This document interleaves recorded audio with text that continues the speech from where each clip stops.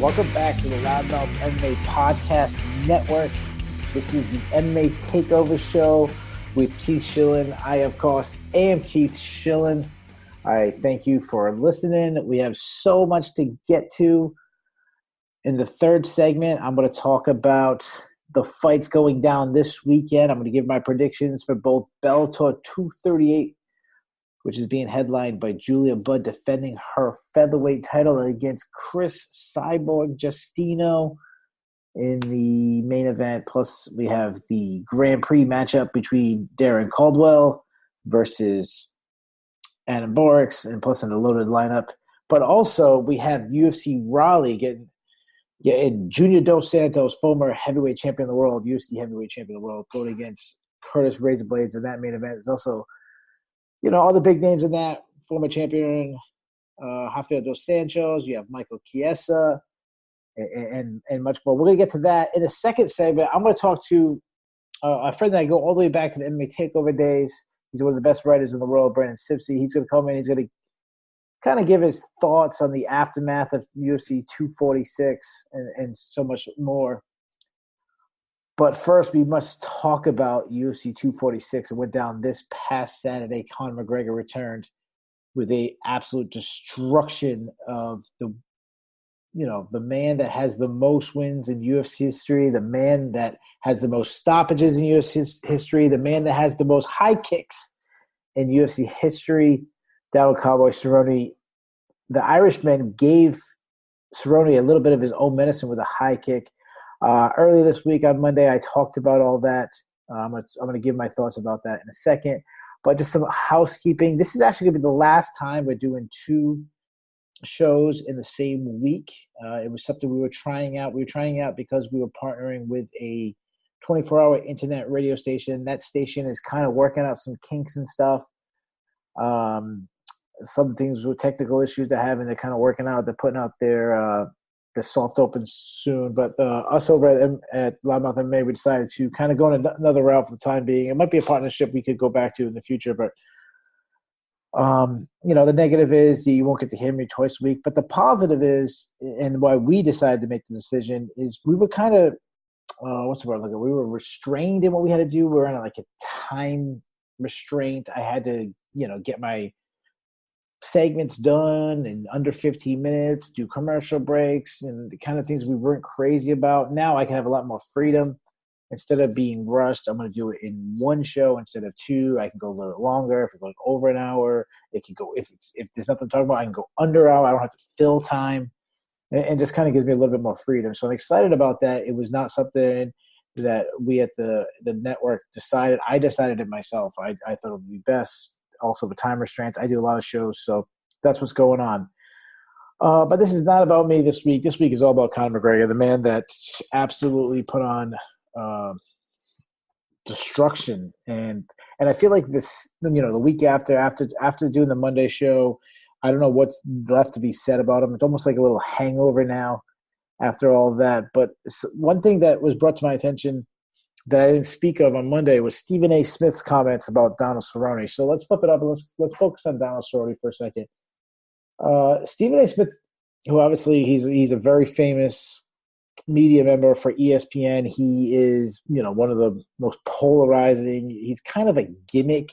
He's a guy who likes to ruffle feathers. Some people like to call him a professional troll or whatever. I want to go that far because I believe a troll is someone who says things they don't believe. They don't really say. They just get arousal out of somebody or get a rise out of somebody. I agree with that. I definitely think that's something he does, but I don't think he says things that he doesn't believe. I just think he has strong takes. So let's analyze, because the MMA world is going crazy about Stephen A. Smith. He's not an MMA guy. He is an MMA fan, but he's not an MMA guy. He's not one of our own. It's not Joe Rogan talking about it. It's not Dan Hardy or Chael Sonnen or whatever. But here's my issue. The MMA world is attacking him, and everyone has opinion about the fight this week. I mean, heck, my wife watched the fights this week. She doesn't watch any of the fights, but she wanted to watch Conor McGregor. Now, sure, she's as casual as it comes. She was asking me before the fight if Conor McGregor ever fought John Jones, and I had to give her a hard time on social media. So if you see my wife, make sure you message her and tell her that you disapprove of her believing that Conor McGregor and John Jones going to fight. But anyways, back to and I just brought up my wife because she walked in this room while I said it, so I just kind of gave her a smile. But so let's back to Stephen A. Smith's comments about Donald Cerrone. Did anything he say not be true? Stephen A. Smith said that Donald Cerrone's performance was, I think the exact word was atrocious. Was it not? Was his performance not atrocious? Now, let me back up a second. I love Donald Cerrone. I don't know an MMA fan who doesn't. I remember, we have a forum called the MMA Takeover. Obviously, it's very similar to this name. A show called, a forum, a Facebook group. And someone asked, is Donald Cerrone the most liked fighter in MMA history, or beloved, or whatever the word was? And I don't know if he is the most beloved, but he's at least in the conversation. I mean, why? This is a guy that's willing to fight anybody, fight on short notice, move up and down weight. Obviously, he's so respected because of that. That said, are we not allowed to give an honest assessment? Now, Stephen A. Smith gave his opinions. It upset a lot of people. A lot of people spoke about Stephen A. Smith not being a hardcore fan, not being a guy who, he's not going to watch the LFA. He's not going to watch the Contender Series. And he probably only views in. And from my understanding, he actually is an MMA fan, and he does view fight nights and stuff. But let's just say that he doesn't watch all the fight nights. He only watches the pay-per-views, maybe even only watches the most popular pay-per-views. Does that mean that his opinion is invalid because maybe he can't name who was the first middleweight champion of the world, which was Renee, by the way? Does that make him not valid? If he didn't watch every season of the Ultimate Fighter show, does that make his opinion not valid? I want to break down what he said. Atrocious. Donald Cerrone landed 0 punches. He was knocked out in 40 seconds. He was hurt by shoulder strikes. Is that not an atrocious performance? Let's dig into some other things he said. He mentioned that Donald Cerrone was the bigger fighter. Was he not? Was Donald Cerrone not bigger than Conor McGregor?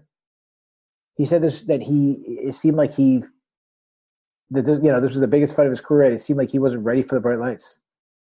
Is this a narrative that Stephen A. Smith made up? Or is this a narrative that we've heard about Donald Cerrone his entire career? I'm not a professional, but I should have teed this up. But let's pull up his career. What would you say is the biggest win in Donald Cerrone's career? When we think about Donald Cerrone, if Donald Cerrone retired after this fight, what would be his best win? Ally Aquita, his last win? Would that be his best win? I mean, that's a guy who challenged for the title. I don't know. And obviously, he technically did challenge for the title, but I don't know if we'd consider him a title challenge. I don't know if he worked his way up to the ranks and deserved a title shot. More kind of fell in the right place due to the Conor Dolly incident and being, the guy in the weight class, in the highest ranked weight class, who was available to fight Habib Nurmagomedov that night. But is that his best win? I mean, do we go back to Matt Brown maybe? Yeah, that was a great win. I mean, finished him off with that high kick. That Benson Henderson win that many people thought he should have lost the third time they fought. Maybe his best performance was Edson Barboza, a guy who's still ranked. Charles Oliveira, really, really green Charles Oliveira at that point, all the way back to 2011. To go back to Razor Rob McCullough in the title limiter days on WEC. You get the point. There's not a huge name jumping off. Now look at that when you go against who he's faced top notch. Lost to Benson Henderson twice, lost to Nate Diaz, lost to Anthony Pettis, lost to RDA twice, Jorge Masvidal, Robbie Lawler, Darren Till, Leon Edwards, Tony Ferguson, Justin Gaethje, and now Conor McGregor. Is the narrative false? Is the narrative not true right now about Donald Cerrone, that when the bright lights come on, that he hasn't fallen, that he has? It's something he actually addressed himself in the pre-fight press conference. He talked about it. He said, "Oh, you guys in the media, you guys claim that I can't, when it's a bigger fight. And then he got all hoorah. This is the biggest fight of my career. Prove it. And you know who asked that question? It was actually a guest that we had on last week. It was Colin Crandall. Colin Crandall asked him about it, and he addressed it. So, do you have to like Stephen A. Smith? No, you don't have to like Stephen A. Smith. Can you wish that the ESPN would use, MMA guys, put Ariel Helwani on there, put Brett Kawamoto, put Chael Sonnen, Gilbert Melendez?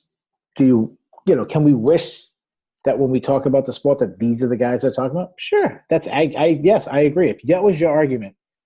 But I feel like a lot of people are disagreeing for two reasons. One, they simply just like Donald Cerrone. And I get it. I like Donald Cerrone. I really do. Now, I said some things about him, about his performance, that his atrocious. That said, I think Donald Cerrone is one of the best representatives the sport is. I think he is if we think of it, mixed martial artist, and you want someone to categorize what being a mixed martial artist is about, I think Donald Cerrone is one of the first people that jump into my mind. He obviously is a big family man, the way he acts with his kid Danger, the example he wants to be for him, the way he treats his grandmother.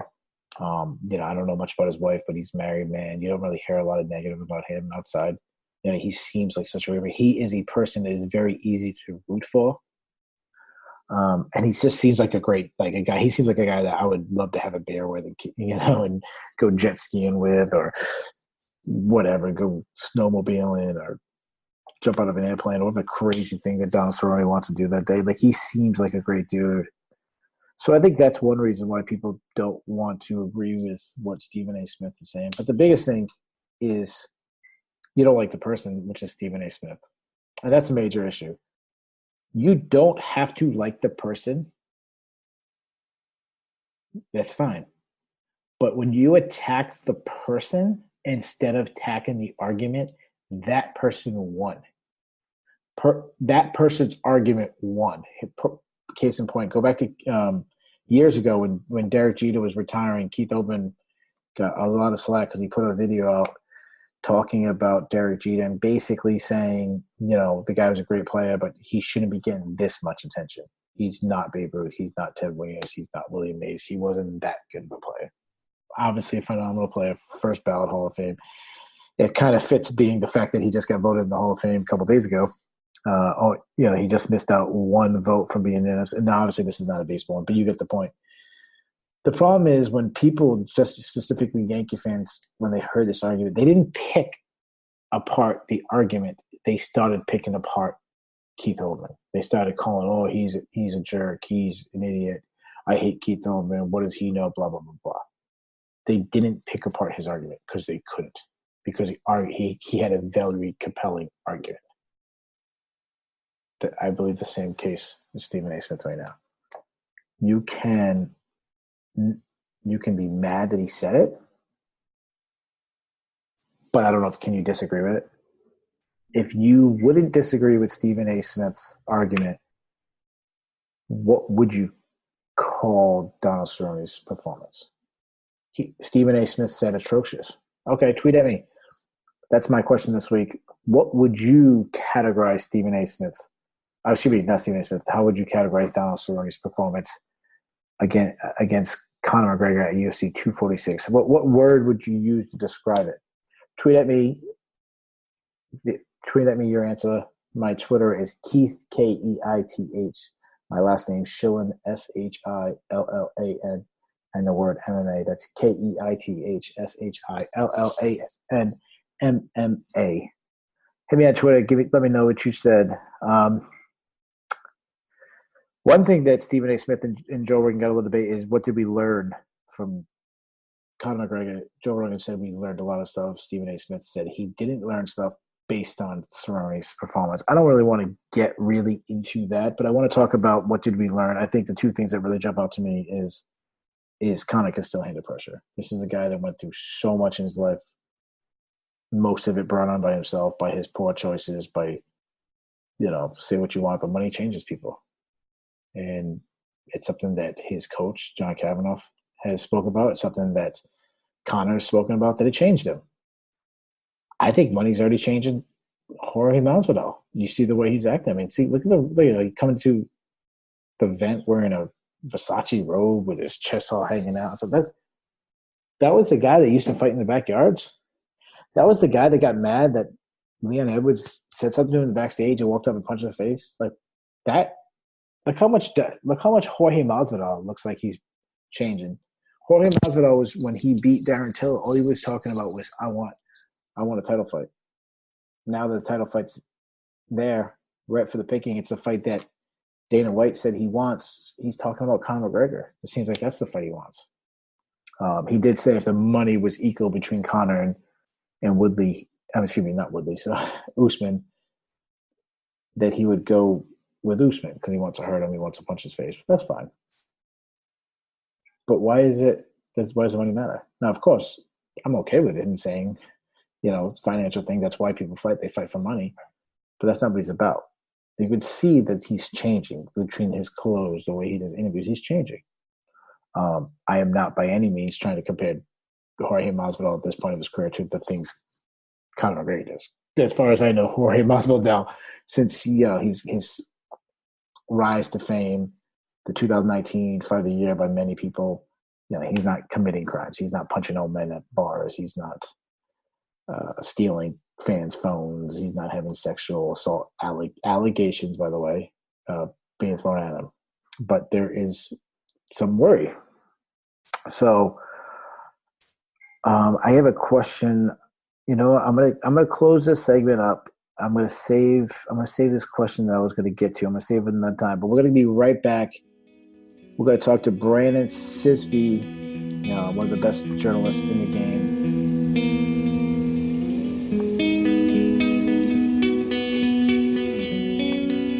Welcome back to the Loudmouth MMA podcast. This is the MMA Takeover with Keith Shillan. I am the host, of course. I am Keith Shillan. And now in segment 2, we're going to a special guest, a guy I go way back with, all the way back to the original MMA Takeover days, which was a website which he was a fine writer for them. He's an even better writer for now. He's hooked up with 2 fantastic websites, the Bodylock and the Scrap. And most of all, he's my friend, the great Brandon Sibcy. Brandon, what's up, brother? Hey, Keith. How you been, man? I've been great, man. You've been killing it like always. You're part of the Scrap is one that's kind of came out of nowhere. I didn't really know about these guys, and I see them popping up. They are just a year old in December. They really just blew up. Yeah, and I know you write for them. Mike Heck, who's one of the hosts here, writes for him. Drake Riggs, who's a new host here, he writes for them. And what other guys? I'm sure I'm missing some other guys. Yeah, there's a bunch of guys. Rory, he writes over there. Man, I'm drawing a blank of. Yeah, I put you on the spot. Writes over there. There's a lot of good guys. Yeah, I don't want you to get in trouble. And then of course the Bodylock. Bodylock's a website that's absolutely fantastic. They do things a lot different. We got a lot of great guys over there. It's a website that I've been pumping. I don't even write for these guys, and I'm constantly like giving them love because they just do things differently. And I wish I had the time because I would have reached out to them to try to get with them. But anyways, man, I want to ask you, how has life been in the non-Conor McGregor, the 15 months we had without Conor McGregor? How was life for Brandon during that time? It was good. A Conor fight week is always fun. No matter how you feel about the guy, there's a certain hype. There's a certain drama that comes with it. It's always fun. But I don't know if it was as big as it was this time, has it been in the past. So I described it last week as no matter how you feel about it, if you're an MMA fan, that Conor fight you get a little special feeling. You get a little bullies go in your stomach. I feel like that kid on Christmas that all week long I was excited. The closer we got to the fight, I was excited. I remember I woke up and I was doing the Billy Walk. Right. And you know me, man, I've never been a huge Conor guy, which is so funny because this is always happens. If I say something nice about Conor, all his haters say, "Oh, you're a Conor nut hugger. Oh, you think Conor worships. Oh, you must be a casual fan, blah, blah, blah." Right. But then if I say something bad about him, it's the other way. "Oh, you're a Conor hater, blah, blah, blah, blah." So that's why I've always know that I'm on right with him if I got both sides hating me. I know you're a guy. You've never been a huge Conor guy. You've kind of been right down the middle with me, right? Right. So, I can admit he's one of the best fighters I've ever seen. I mean, Okay. some of the things he does is very impressive in there, man. And I don't think there's any denying his skill set. There's things to be said about it, but that's with any fighter, you know? So like, I like watching him from a technical standpoint. Am I downing my proper 12 and holding up my Irish Yeah. flag? No. But as a fan of the fight game, it's hard not to be a fan of people who are good, regardless of their antics outside of the cage. So when he won, you weren't acting like how Robbie Fox was acting. You weren't jumping around singing Olay. Right. You know, and the fight went how most of us expected it to go. Sure, maybe a little faster than we expected, but I mean, nothing about that was surprising. I was like, the way I put it, Conor was given a very winnable fight, and he took full advantage of that. And he should have. That's the thing. And it's easy to underperform. So let's not just throw it out the window like it's nothing. You know, he could have came in off the long layoff. He could have been rusty. He could have not been as aggressive, but he performed like he was supposed to, and that's perfectly fine, honestly. Yeah. So I do this show on the Loudmouth Network called All Angles. This show I do with John Franklin. We take a lot of pride in it because we believe it's the most in-depth breakdown it is. We do a 2-hour show on one fight. It's 2 hours long. It's called All Angles, where we try to cover the fight from every possible angle, and we do it in 5 sections. We do a backstory. Then Right. section 2 and 3, we break down the skill sets of both fighters. Third one, we give a prediction, and then the fourth one, we kind of like what would happen next. Like, okay, Conor wins. Here's the scenarios. If Cerrone wins, here's the scenarios. Cerrone loses. Here's the scenarios. Yeah. You know, McGregor wins his scenarios. We got everything we could possibly think of. It's called All Angles. And while I was studying Conor, love him or hate him, he is absolutely fascinating to break down film study because for he sure. does things. He fights so differently than everybody. The way he moves, the way he stances, the things he does that are excellent, the things that he does that should be mistake. Like he drops his right hand so low because he wants you to overextend Right. so he can land he baits you into attacking because he's going to hit you with the left hand. It's absolutely fantastic. Right. But that's not what this show is for. I just know that you're a guy like me. You love the X's and O's like I do. I remember us, talking about back 15 months ago during the Habib days, and I know me and you were both on the same side of that breakdown. Right. So you said, so obviously you took Conor before this, and as did I. The narrative I've been hearing all week long is Conor is back.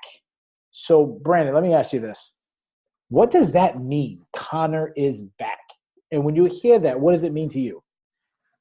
Man, that's a tough one because we didn't see much from Conor. Of course, he looked in good form, as I said earlier.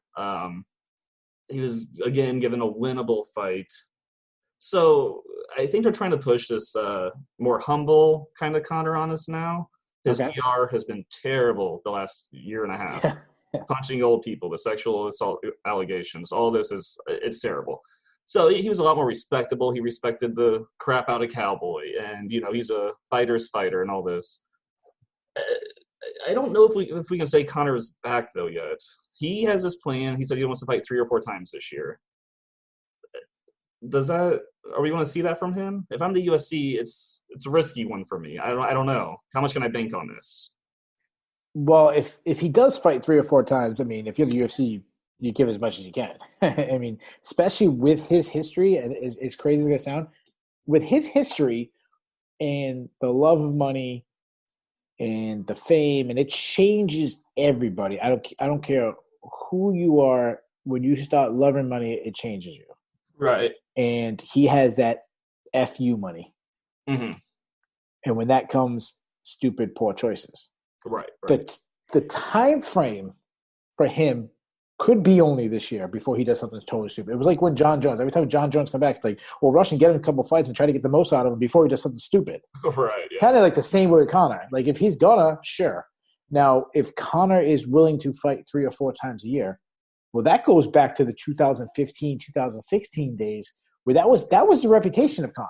Like we're getting used to this Conor who we see once, he had a 3-year gap off, between the wins between Eddie Alvarez and now. But, we had a year off until the Mayweather fight, then another year after Habib, and then over a year off of this. Like that's kind of been the narrative for Conor. But that wasn't always the narrative. In fact, it was like a 180 difference. The narrative of Conor was ready to fight. Like he beat Dustin Poirier. All right, then it was Chad Mendes, and then it was Oh man, sorry, it was Dennis Siver. Then it was Chad Mendes. Then it was always one after the other, one after the other, one after the other. Even the loss from Nate Diaz, the first fight to the second Diaz fight was a quick turnaround. So is Conor being back mean just being active? Is that what people saying when they say Conor's back? So I think Conor has this aura about him, this mystique, and we can both agree with this, I'm sure. So I think just that aura, that feeling being back is a big part of it. The idea that he has arrived. You know what I mean? Yeah. So I think that's part of it. I think being active is a big part of it. I think the more active he is, the faster he puts his bad PR behind him, for one. We talk more about his fights and less about his drama outside of the cage as that goes on, right? Yeah. I think an active Conor is good for the sport. I mean, I think it makes money, you know. So yeah, I think it's a little bit of both. I think it's just the fact that he is around, that he's doing stuff, not him just not doing anything for a year and a half, but sending out these little tweets and people start picking at him like, well, get back in the cage or shut up. You know, don't call out every 155 fighter who wins like he's doing for like a year there, you know? So yeah, I think it does mean he's here. He's working, he's fighting, he's doing the press circuit, he's making it all happen like he did in 2014 to 2016, that hungry, fiery kid that the whole world kind of embraced at that time, you know? Yeah, Conor has this king mentality. Whether he's a champion or not, he's still the king. Like, he's the king of the UFC. He's the money fight. He's the fight that, regardless, if you're a lightweight, if you're Jussie Gaethje, and the phone call comes in and they offer you Khabib, you're excited, but a part of you is a little disappointed that it wasn't the Conor fight. Like, the Conor fight is still the ultimate prize. Jorge Masvidal is playing off like, you know, if it's Usman or if it's Conor, if it's the same money, I'll fight Usman. Right. Well, it wouldn't be the same money if Conor's the offer. So, like, that's you know, that's a hype dream, but it wouldn't be the same offer. So, one thing people are talking about, it seems like the skill set. Like, people think the skill set is back. My argument is, the skill set ever leave? I mean, we saw him lose once since that moment, which to me was probably the highlight. You know, the highest moment of his career is when he's sitting there in Madison Square Garden on the cage and he's got two belts wrapped over. He's a featherweight champion. He's a lightweight champion at the same time. A feat that at that time never happened before. A feat at that time that he predicted. You know, Daniel Cormier going two belts. It's not something he really predicted. It kind of got thrown on him. Sure. Conor from the very beginning, you know, to go back to Macy Barber. Macy Barber saying, I want to be the youngest champion. As soon as she comes in, I want to be the youngest champion. Conor was coming in saying, I want to win two belts. I want to be champion of two weight classes. The only person I remember saying that before him was Brandon Vera, who failed miserably. Sure. Didn't even get one. Didn't even get a title shot at either one. You know, didn't come close. So he was making these bold statements and then backing up. He's saying to Dustin Poirier, your head is gonna be, what do you say, like bouncing off the ground. It like literally was bouncing off the ground. He said to Joe Zallo, I'm going to take your head off. And he knocks him out, you know, the greatest featherweight of all time in his first punch. So the problem is when people say the skill set is back, like, did it go away? Or did he face the stylistically worst possible matchup for him in Khabib Nurmagomedov? Like, what side are you on? Did we see a decline when he fought Khabib and now we're seeing a resurgence? Or it never left? Okay, or is this, as John Kavanaugh keeps saying, the best version of Conor McGregor? Right. So I think before the Khabib fight, he was, you know, I'm not trying to make an excuse for him, but I think he was unfocused. He was making that whiskey money. He appeared drunk at the press conference or on some sort of illicit substance. He was definitely just not himself. He looked just different to me. His skin looked a grayish tone. He looked like he had been partying way too hard.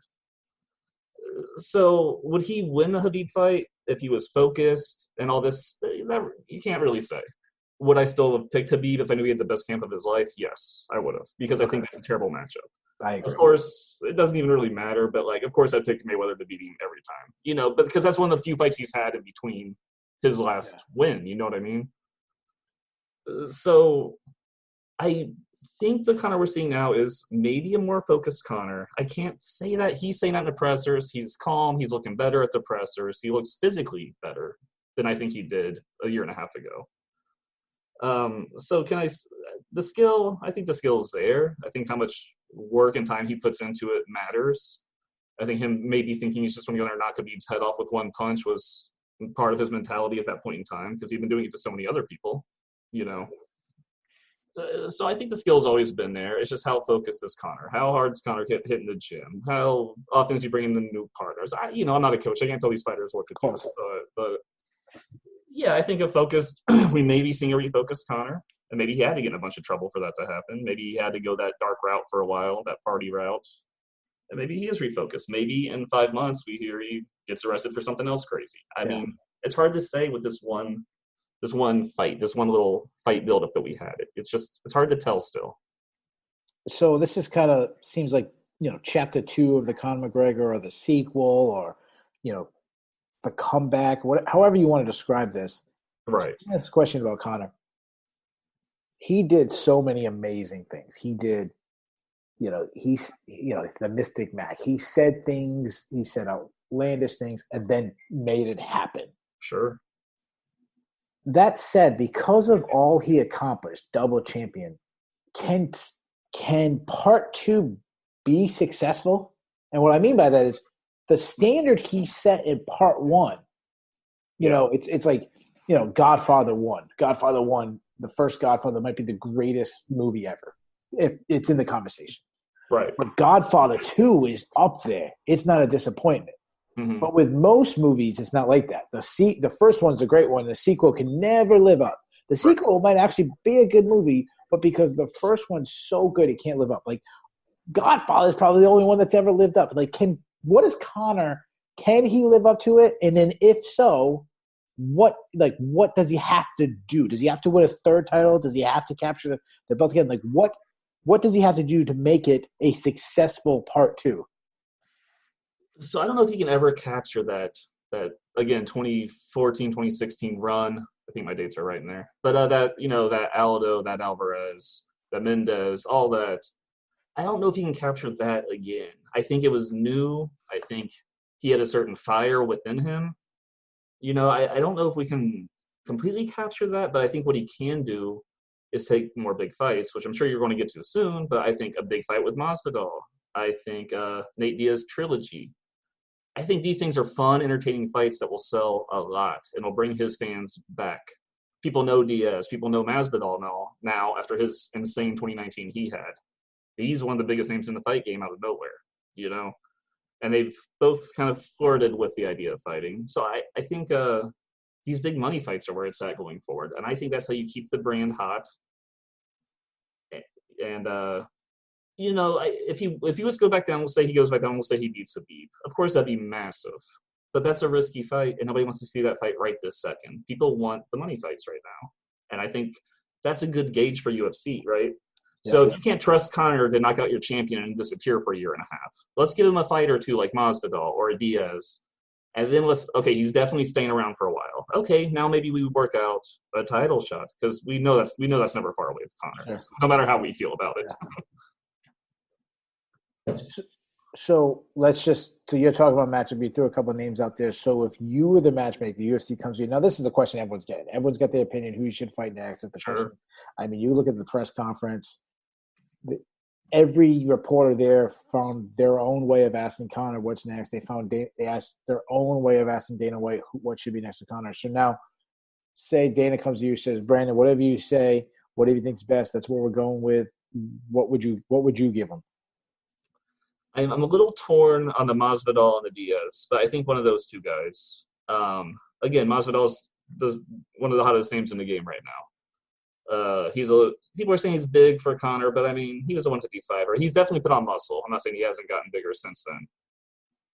But, that's a fun fight, and that's going to be a fight that excites. It's going to be a fight that's exciting to watch. Those guys are going to put on a show, no matter who wins or loses. Yeah. I think, people say he should drop and fight Gaethje. I like that fight. It's fun. But do you want this Conor to knock off a top contender and then vanish for a year and a half again? That's kind of my whole thing with Conor at this point. I want him to kind of prove to us, if I'm the UFC, and as a fan even, I want him to kind of prove to us that he's sticking around for a bit before we jump into these title fights. based on that narrative, does it kind of make it only the Diaz fight that would make sense? As in everything you just said about Gaethje would also fit for Masvidal, and maybe even more because of how the star potential of Masvidal right now. That he's just this, he's rose as crazy as anybody I've seen that has gone from kind of and I don't want to say journeyman because it's an insult to him, but you know what I'm saying, like a guy he was running around for 17 years. I mean, it was Jorge Masvidal. This is a guy that was, fighting on undercards for a long time. I remember when he got a headliner fight against Benson Henderson. It was in I think it was like South Korea. I remember it was like people like Masvidal getting a main event. They were like, "Oh, he's so boring." He was remember that was a narrative about him, like giving away fights, fighting Lorenz Larkin and not attacking and stuff like that. Yeah. So based on like that narrative, you're saying like, do you want to trust him to take out Gaethje and then go away? Wouldn't it also fit for Masvidal? Wouldn't that fit the same narrative? Yeah, I think it does to a degree. I mean, I think, man, there's a lot going on here, but I think Leon Edwards is right there, and I think he should be fighting Masvidal for number one contendership. I think a lot of people feel that way. I know he's fighting Woodley next, but that would have been a great fight. I think if he does go away, I think you have maybe the winner of Woodley, Leon Edwards, to kind of fill that void. Yeah. If Conor was to beat Masvidal, and I didn't want to make Conor versus Usman because I don't think they want to. I think that's a bad fight for Conor. I think they know that's a bad fight. Yeah, I think so too. Huge dude, great wrestler. I mean, that's not good. And as a narrative, you said Masvidal obviously is bigger than Conor, but he's not one of these huge weights. Right. Kamaru Usman is. Oh, for sure. He is big. And it's funny how they keep talking about Masvidal, how big he is. And yes, he is bigger than Conor. But as you mentioned, he was the guy who spent most of his career at lightweight. This isn't Darren Till. This isn't cutting down. Like, there isn't that big. I mean, I like to see him size up so we really can see. But you'd go – so it seems like you would go with the Masvidal as your top choice.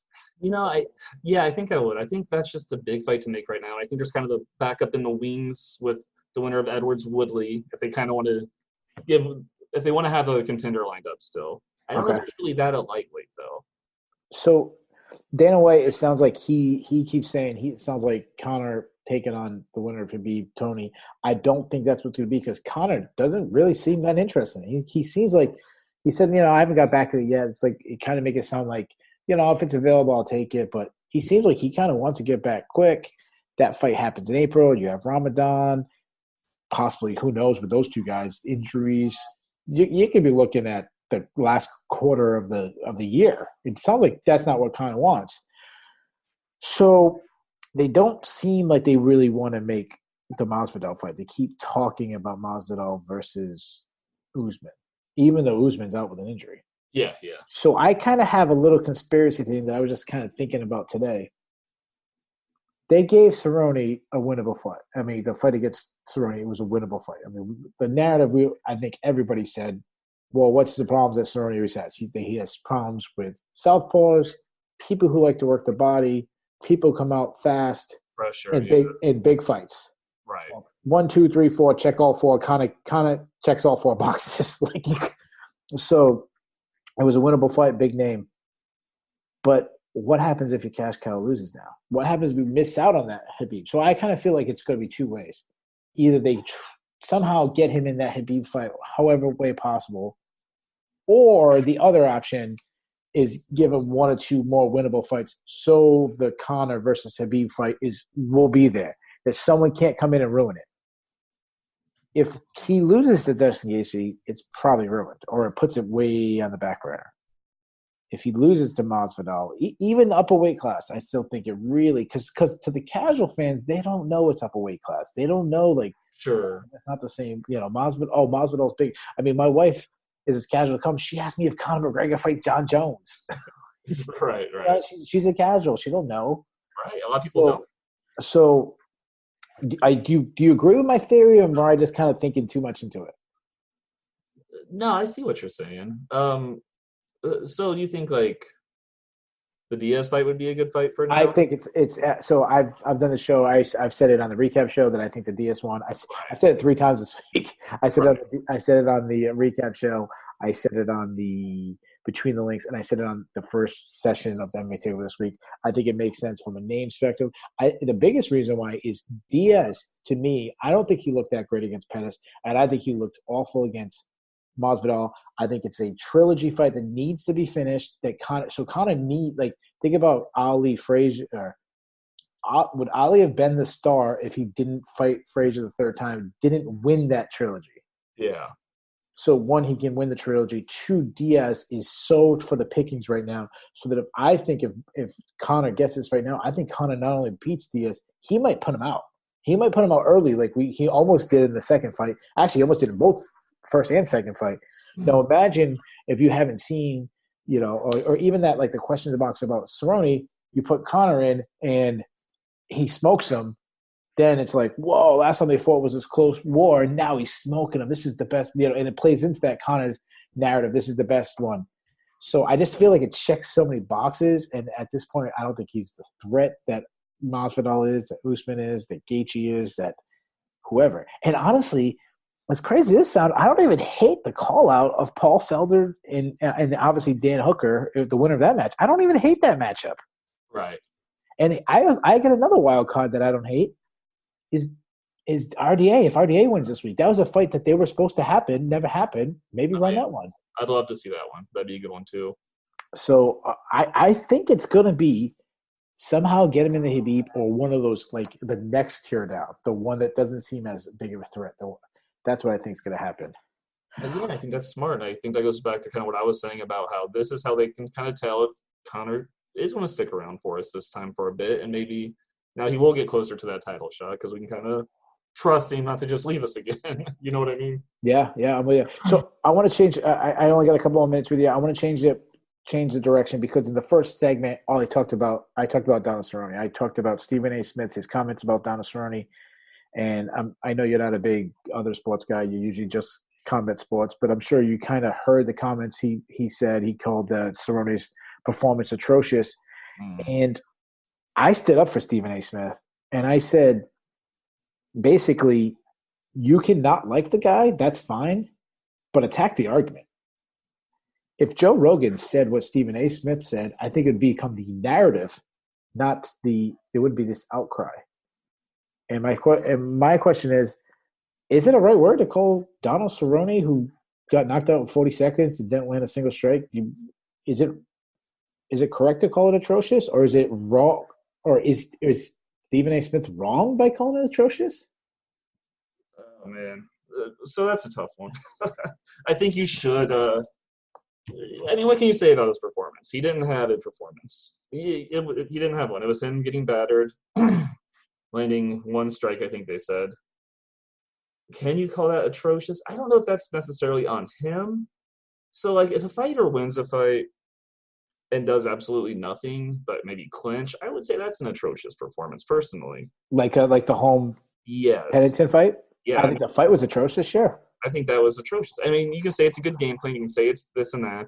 Sure. But we're fans first, man. We can report it unbiased as possible. But as fans, that wasn't a good fight. Is it Cerrone's fault he got head kicked and battered? I mean, as much as it can be, sure. But, like, there's only so much you can do when you're faced with something like that. I don't think that's the right adjective I would use to describe it or anything. Let me ask this question, and I think this is what fits. Now, obviously, Stephen A. Smith is a very polarizing person. That's what he does. He likes getting the clicks. He likes getting a rise out of people. If Joe Rogan said that, would there be this kind of outcry? Oh, of course not, man. Okay. Stephen A. Smith is an outsider. He's known, as you said, for his hot takes. He's known to ruffle feathers.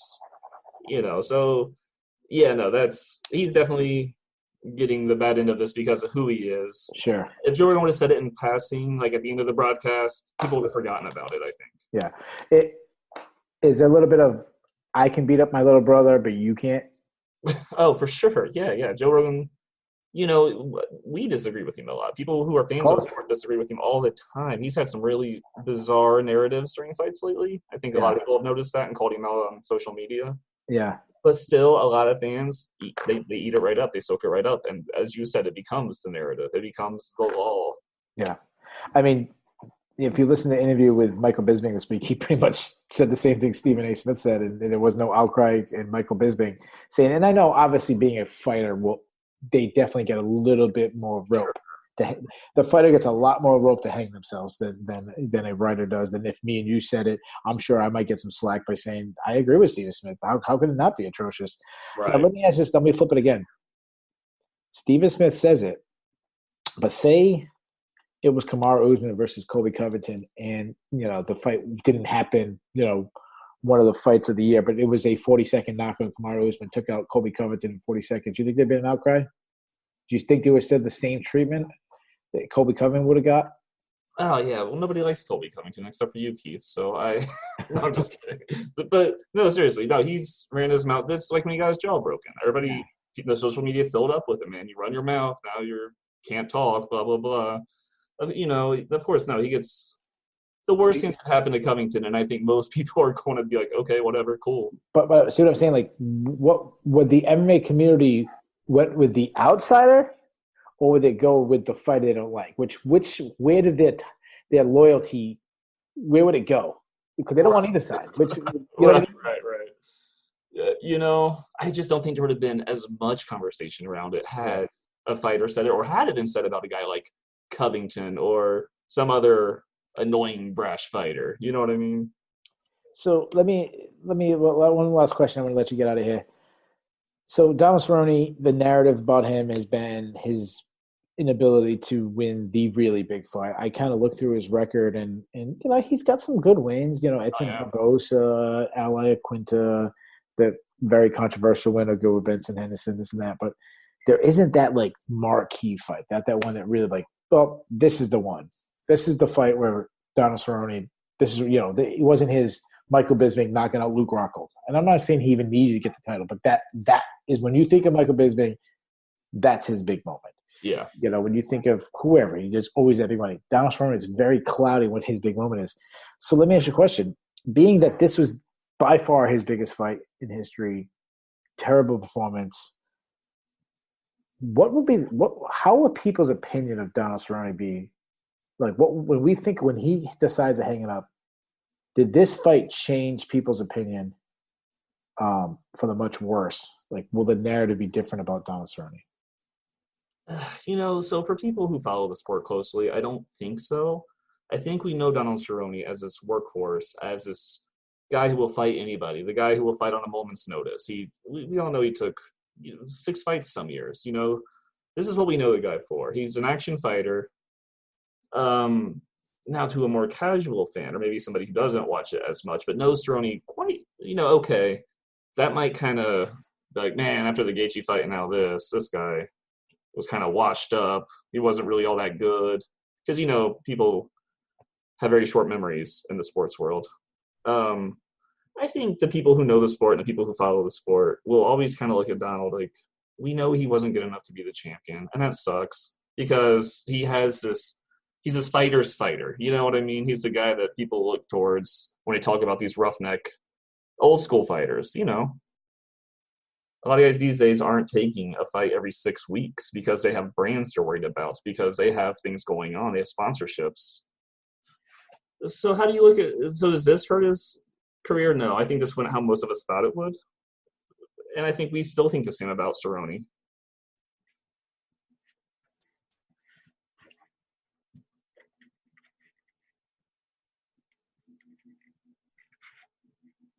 Oh, wait, Keith, I lost your sound. Oh, I think I had myself on mute for a second. Okay. If Cerrone had a back and forth war, if most of us didn't expect him to win, but if he just had a back and forth war, end up losing it, but it was a good showing, I think we would probably have all taken that as a win. If he had a Usman Covington fight where back and forth, he gets knocked out in the 5th round, but he had moments, he had Conor Rock, something like that. I think we probably would have all taken that as a win and been happy for him. Unfortunately for him, this was the complete opposite of what, just terrible. This is a nightmare for him. Right. I lied. I'm going to get to one more question. Tell me this weekend, better card, UFC or Bellator? Oh, man. I like things on both cards. I know that's splitting the fence. I'm going to go Bellator, man. I'm excited for Cyborg and Bud. All That's right, a good fight. all right, I lied. One more. Just tell me who wins, Cyborg or Bud. Yeah, it's a tough one. Bud is good. Bud is actually really good. Hasn't lost in 9 years, I believe. Yeah, it's been Uh, Ronda Rousey and Strikeforce. right. I was gonna say it was back in the Challengers days. I knew it was to her Nunes. I think those were her last or her two losses. That's crazy. Yeah, Um, Ronda Rousey was just starting to make her name. Still very unknown to many people.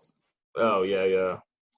I think might lean towards Bud to edge it out. I think she might be able to work her clinch game and take some of that big power away. Wow. See her work the body a bit. It sounds crazy. I think she's just more technically sound as long as she can avoid the barrage. Sure. Wow, that's a big if when it comes to Cyborg. I So know. I'm one for an upset. I'm one with Bud for the upset. there you go. So you can never accuse Brandon of being scared to take a strong stance. He's taking the upset. Brandon, I appreciate you had the time. I'm gonna give my opinions and my predictions for both. I'm gonna do really quick predictions and opinions on both UFC Raleigh and Bellator. But Brandon, I appreciate the time. I held you way longer than I promised I would. Hey, it was fun, man. It's good. It's all good. Tell the people where they can find you. Oh, yeah. So you can find my work at the Bodylock and at the Scrap. You can find me on Twitter, B_S_Sibcy, or just search Brandon Sibcy, Sibcy. I'm out there on Twitter doing things here and there. And yeah, that's it, man. Thanks for having me on, Keith. Nice talking to you again. Thanks so much, guys. Make sure you check out Brandon. I'm telling you, he's one of the most talented writers. I've been a fan of him forever. Thanks a lot, Brandon. Appreciate it, bro.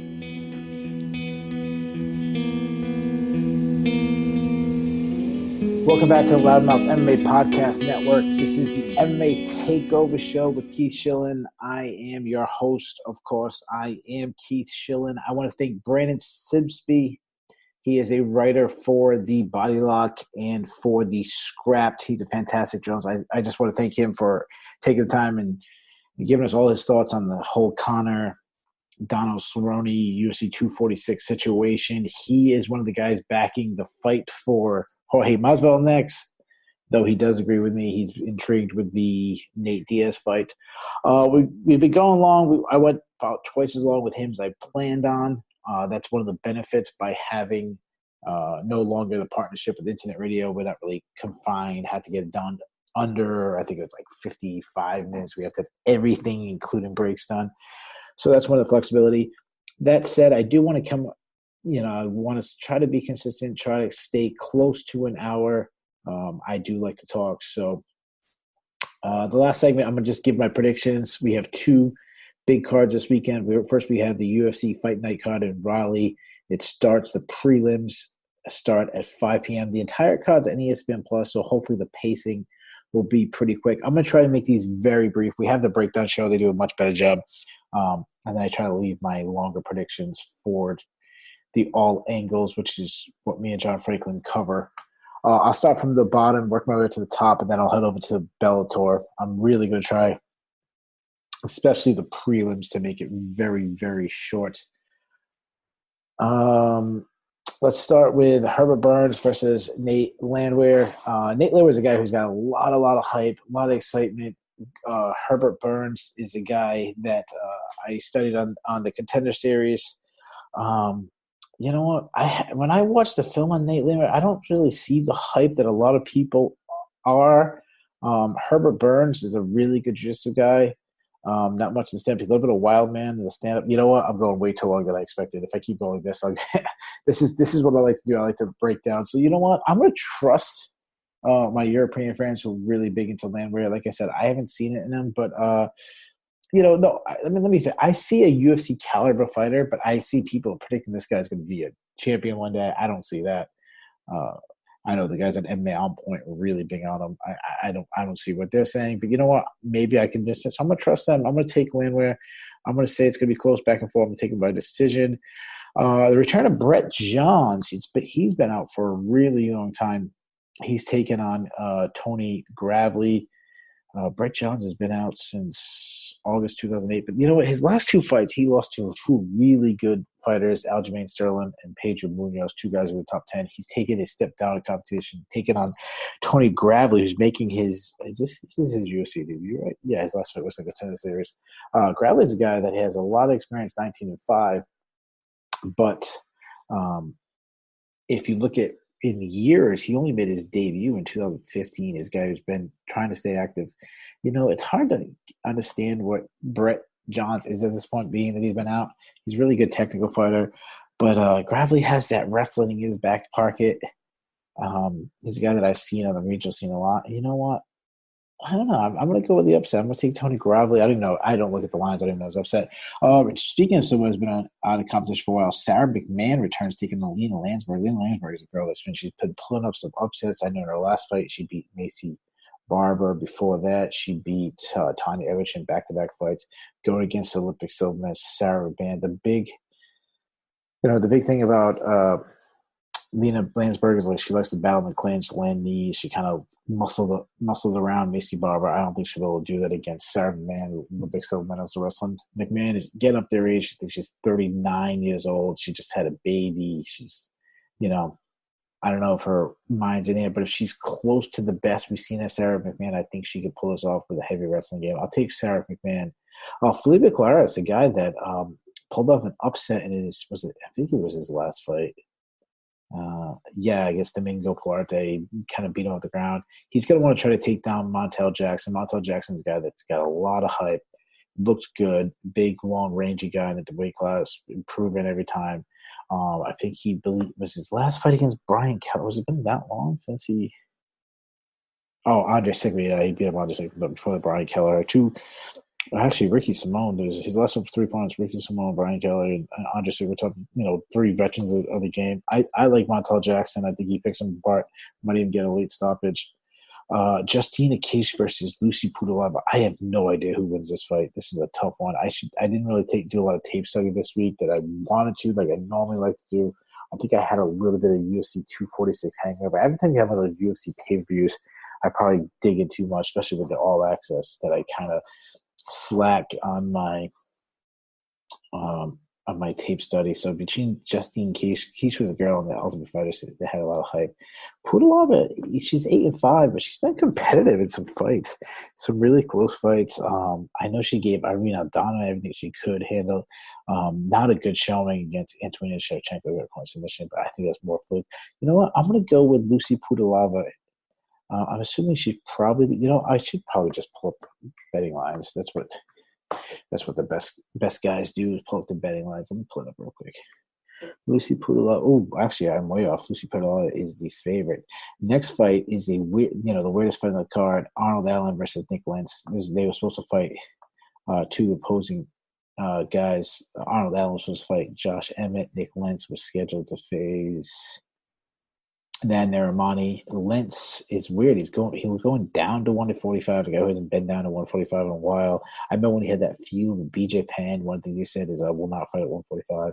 It's weird for him to move down to 145.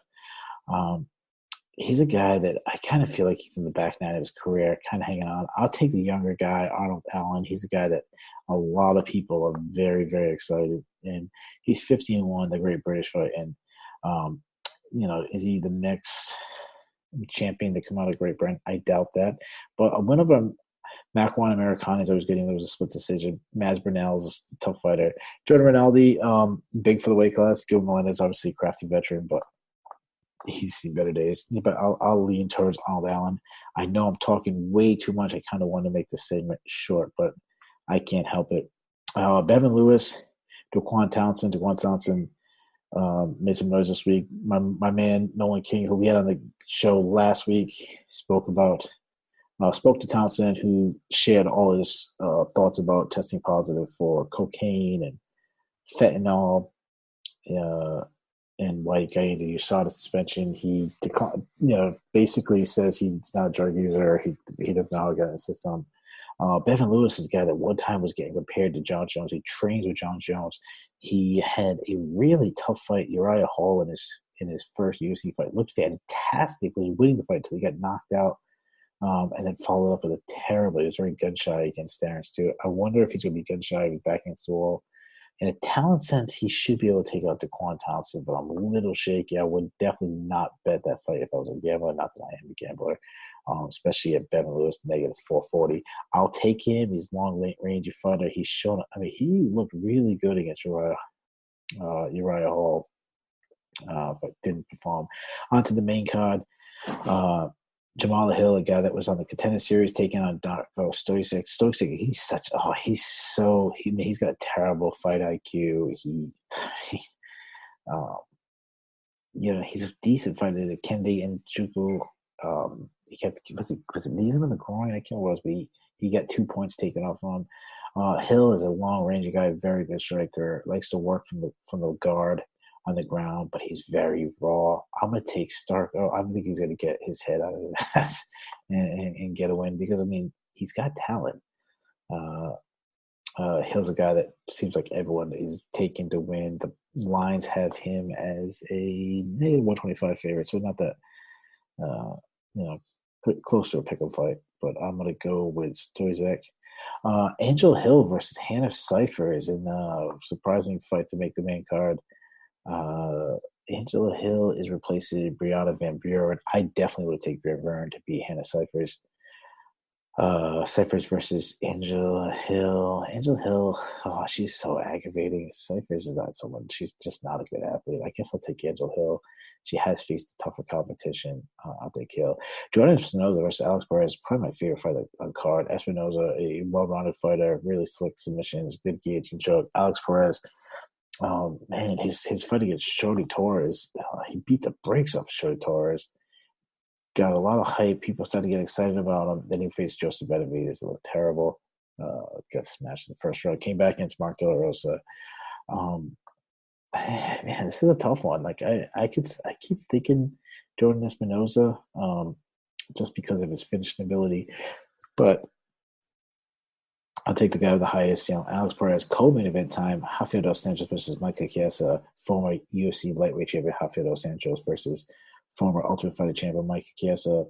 Two guys that kind of made the name at lightweight, now fighting at welterweight. It's a matchup that I've seen some people jumping on Michael Chiesa, but I like RDA in this fight. I like him good. I think he's better than Michael Chiesa everywhere. Kessler just has never done it. I don't think he's the athlete. He doesn't, even though he's huge, he's going to have a big size advantage on Rafael Dos Santos. He doesn't use his range well. And then he's a guy who's going to want to get takedowns and get on top of Dos Santos. Dos Santos, I don't believe he's ever been submitted in his career. Percentage just black belt. I don't see Chiesa being taken him down at winning. I think RDA probably pieces him up. And Chiesa, you can't feel too confident in some of the shows he had. I mean, who just beat him up? Was it Anthony Pettis? Yeah, Anthony Pettis beat him up. Kevin Lee ran right through him. He bounced back with wins over Carlos Condit and Diego Santos. Both those guys are done as top-level fighters. And main event time, Curtis Blades versus Junior Dos Santos. I'm going to go with Blades. He's younger, hungrier. I think he has obviously has a wrestling advantage. This match is more of a striker versus grappler with JD is going to keep it on the feet. Curtis Blades going to take it down. I would feel confident in making a bet, being that this is heavyweight. And I don't even know why I'm even saying this. I'm not a bettor anyways, but if you do like to bet, I just think, I don't trust Junior Dos Santos' wrestling. I don't trust his overall body, his muscles, if that makes it sounds crazy. Like, I don't think he's up there in age. I don't think he can take the punish anymore. Curtis Blades is a bull. I can just see him working his takedown game. He's a guy that he'll stick to his takedown game. He'll stick to what he knows he's good at. And he doesn't care getting booed or anything like that. And that's a smart strategy. So I'll take Curtis Blades beating Junior Dos Santos. Let's jump over to Bellator. I'm going to try to do these probably even quicker than I just did the UFC. Though I actually agree with Brandon. I actually like the Bellator card. Probably from top to bottom, the UFC one's card is better, but the top, main event, co-main event, I definitely like the Bellator card more. If you want my full breakdown, it'll be on Sherdog.com, probably coming up tomorrow. I did an in-depth review of the main card that you can get a lot more information. These are just going to be quick. Because of that, I'm going to try to be even quicker. I'm going to breeze through the prelims. A lot of these guys are just regional guys. Things like Chris Avila is fighting on it. He's the guy that was kind of understudy. against for the Diaz brothers. He's going against Anthony Taylor, another like journeyman type. I don't really care about the matchup. I'm not making a pick. Brandon Bender is a guy with a really good record, 12-1. He's on the card. Curtis Millender, this one I'll make a pick on. Curtis Millender versus Moses Mariota.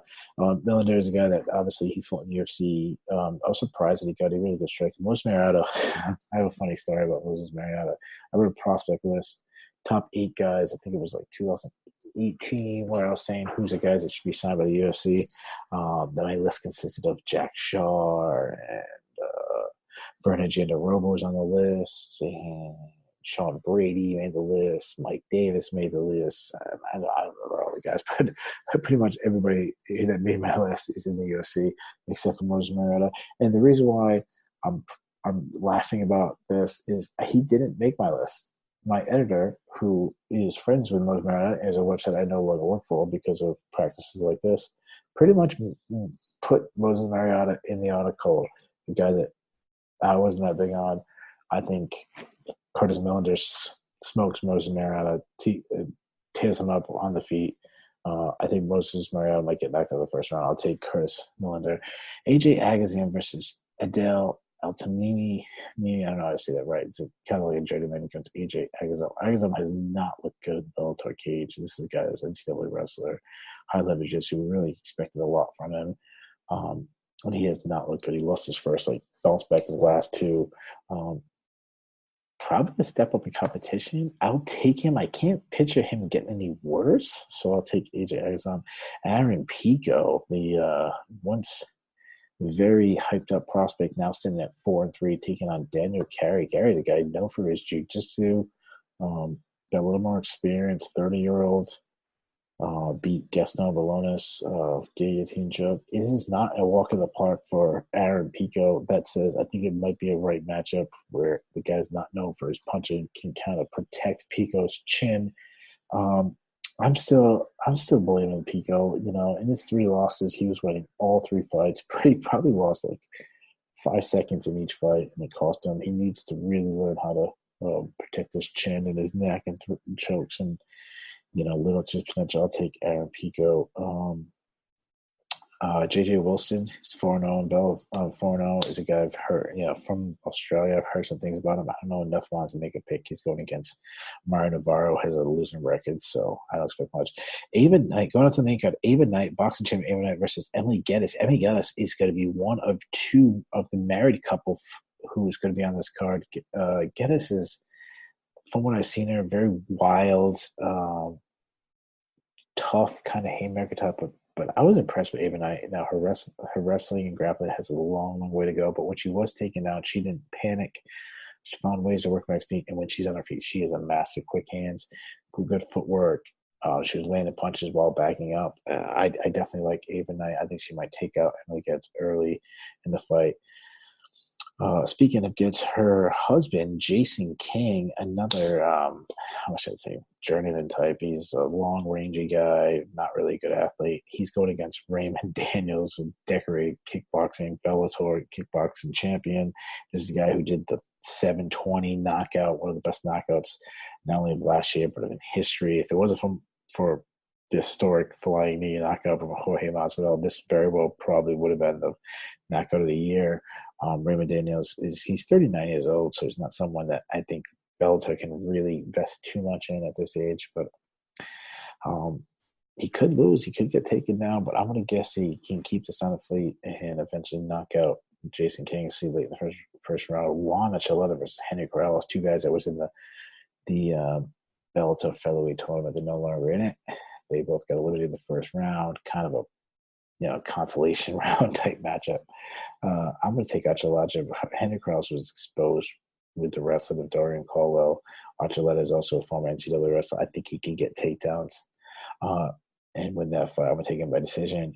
Sergio Pettis making his Bellator debut after a long run in the UFC. He's going against Alfredo Kazakian. I'm not saying his name. He's an Armenian fighter, Glendale Fight Club, most known for getting knocked out by Sean O'Connor. Sean O'Connor was his name. Sean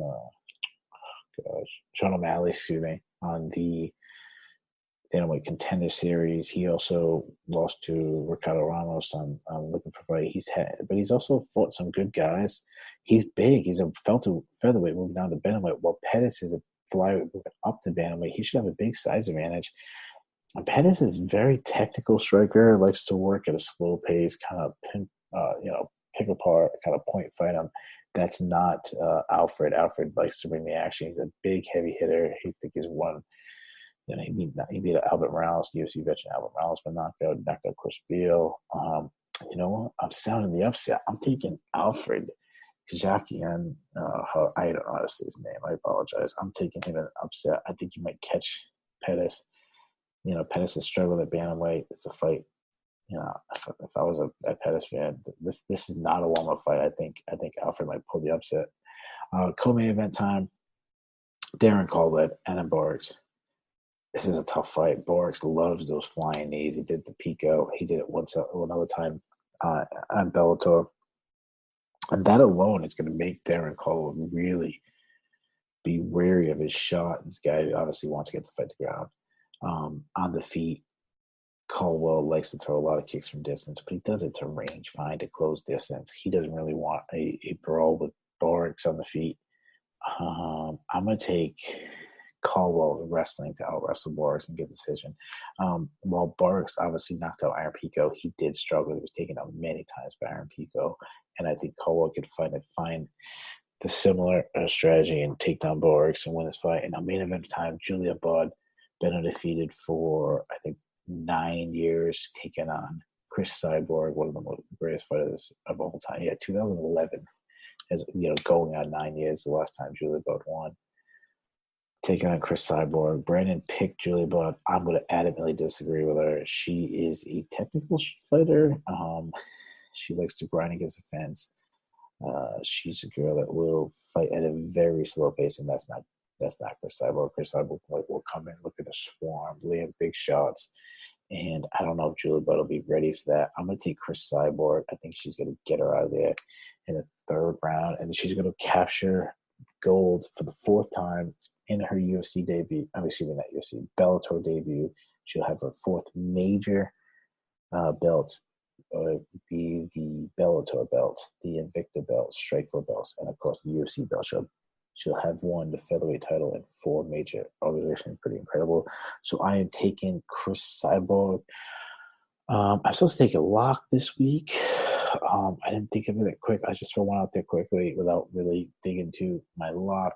My upset was I'm going to take the guy fighting Sergio Pettis. My upset, my lock of the week. I'm going to go co-main event against. I'm going to take Rafael dos Santos. I'm locking him in over Michael Chiesa. My fight of the night. I'm picking between Bellator and the UFC. You know what? I know a lot of people are taking Corrales for Archuleta, but I just expect Archuleta wrestling. I'm going to go all the way down UFC. The first fight of the card in the UFC, Herbert Burns versus Nate Landwehr. I know it's not often that they give out fight of the night to opener, but that's the fight I'm looking forward to. And best bet. Let's see what my best bet is. I don't know. I don't remember what my best bet was. I think I picked Ode Osborne last week. I don't remember. Was that my best bet? Best bet. I like to use 5 dimes. That's just the website I use. Let's see. I'm sure this is very interesting. Radio best bet. I am going to go. You know what? I want to do it again. I'm gonna take 260 is too much. Ugh, I don't know if I have a bet. Go to Bellator card. Let's find something on Bellator. You know what? I'm gonna go with Kazak. Even though, if you gotta pick him to beat Pettis, you might as well make a bet on him for a couple bucks on at plus 230. So there you go. That's my picks for Bellator. I'm gonna get out of here. We went way over our time. I want to thank Brandon Sibcy from Bodylock and the Scrap for spending some time speaking with us. We'll be back next week. Make sure you tweet at me, tweet out your response of how would you describe Donald Cerrone's performance. You can reach me, Keith Shillan. My last name is spelled Shillan. So my Twitter name is at Keith Shillan MMA on Twitter. Respond to me. Tell me how would you describe Donald Cerrone's performance at UFC 246 in one word. All right, that's all I have. Make sure you check out all the other shows. I love Not the MMA podcast. I got too many to list, but I think we got like 13 shows now. We're cracking up new shows every single week, including this week we added the Kyle Steele MMA show. So there's so much stuff you can listen to. And thanks for listening, guys. Take care. Bye.